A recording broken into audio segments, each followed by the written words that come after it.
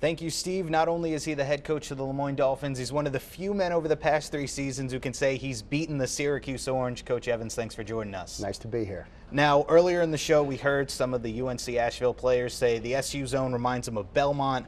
With all due respect to Belmont, this is a slightly different animal. Why don't you walk us through a couple plays to show just why the Syracuse zone is so different than the rest out there? Well, when you're playing against Syracuse, a lot of times in zones, the object is to get the ball behind the zone. So you'll see here with UConn, as the ball gets moved, it gets back to the wing, it's going to get passed into the short corner area. Now freeze it right here.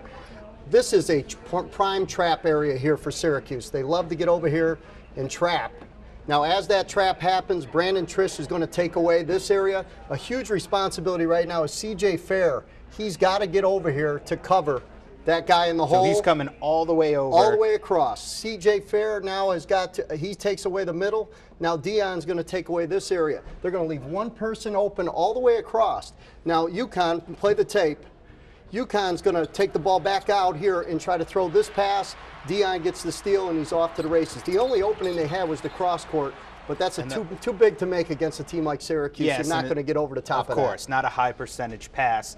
And obviously it kickstarts the transition offense. So if you are playing the Orange and you want to beat this type of defense, one of the keys is either shoot it from outside, lob it over the top, get it to the high post. Show us how that would break down. Well, earlier in the game, UConn was able to throw some lobs, and now if Fab Melo frees it right here, you see Melo was back earlier in this possession, which opened up this area here in the high post. Now, as the shot gets taken, Fab Melo does everything he can to come out and contest the shot. A huge box out right here needs to take place with Sutherland. Now, the games where Syracuse does a poor job rebounding is when their guards don't get down into these areas and carve out these spots. As you see, Syracuse says 1, 2, 3, 4 guys in the paint area.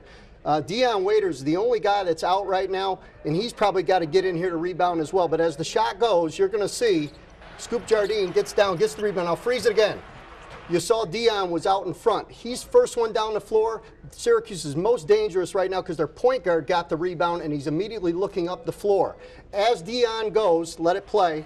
Dion brings the defense with him, and CJ Fair is able to sneak in behind for an alley-oop, and that's when things get really excited in the Carrier Dome, and they'll get really excited in the NCAA tournament, hopefully this weekend. And obviously you can't get caught napping against Syracuse, otherwise you're going to end up on SportsCenter like that. You've got to get back on defense. The best way to beat Syracuse is to make shots. If you make it, Syracuse got to take it out. In that case, as long as Syracuse rebounds, they can run, and they're awful good. He's a man who knows what he's talking about. We'll have a lot more from Coach Evans coming up in the next block, but right now let's send it back to Steve in the studio.